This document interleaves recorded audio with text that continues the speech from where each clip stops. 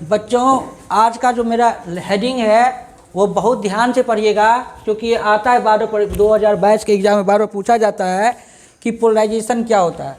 When light wave produce from any source, जब कोई light wave, ध्यान दीजिएगा, जब कोई light wave produce from any source, किसी भी सोर्स से निकलता है, and it spread in all direction, तो ये सभी दिशाओं में फैलता है। जैसे सूरज से कोई लाइट निकलता है तो ओसिलेट करता है और सभी दिशाओं में ये फैलता है। देन तब it collide with particle of medium, वो ऐसे थोड़े रह जाता है। जैसे ये आगे आता है कि माध्यम कणों से टकराता है और टकराने के बाद इसका ऑसिलेशन बंद कर दो, कम्प्लीटली स्टेट हो जाता है। Collide with particle of medium, जब पार्टिकल ऑफ मीडियम से टकराता है देन दे बिकम्स स्टेट, उसका ये सीधा हो जाता है, मतलब इस पर कंपन बंद हो जाता है। That phenomena is called polarisation, इसे को पोलराइजेशन कहते हैं। तो ये आपका इंसिडेंट लाइट था जो अनपोलराइज था, ये इंसिडेंट लाइट था, ये हो गया आपको अनपोलराइज्ड, याद रखिएगा। और ये स्टेट हो गया तो ये हो गया आपको पोलराइज, ये हो गया आपको पोलराइज हो गया। तो जब कोई source of light wave produce करता है तो लाइट वेव प्रोड्यूस करने के बाद वह सभी दिशाओं में फैल जाता है।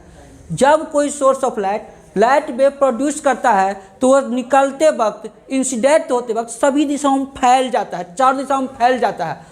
और जैसे वो माध्यम और पार्टिकल ऑफ माध्यम से टकराता है, टकराने के बाद उसका कंपन करना बंद हो जाता है। क्या करना बंद हो जाता है? कंपन करना बंद हो जाता है, और वो कंप्लीटली स्ट्रेट हो जाता है, सीधा हो जाता है, मतलब उसमें अप एंड डाउन बंद हो जाता है।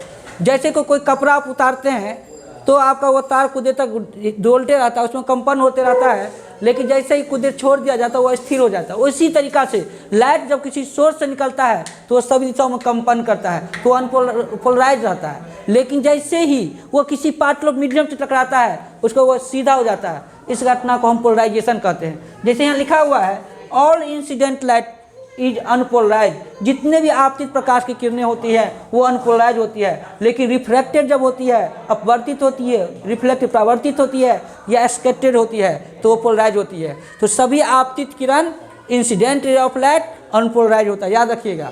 लेकिन रिफ्लेक्टेड रे मतलब परावर्तित किरण, रिफ्रैक्टेड रे अपवर्तित किरण और स्कैटर्ड लाइट क्या हो जाती है? पोलराइज होती है। तो बच्चों बहुत इंपॉर्टेंट टॉपिक था पोलराइजेशन ऑफ लाइट, इसको ध्यान से पढ़िएगा क्योंकि 2022 में अपर पूछेगा ये क्वेश्चन, इसलिए इस क्वेश्चन को ध्यान से पढ़ के जाइएगा और आप अच्छे से लिख के आइएगा। एकदम आसान है। जब कोई लाइट वेव किसी सोर्स से निकलता है तो अनपोलराइज होता है, लेकिन जैसे वो पार्टिकल ऑफ मीडियम से टकराता है उसका कंपन करना बंद हो जाता है। इसी घटना को हम पोलराइजेशन ऑफ लाइट कहते हैं। ओके।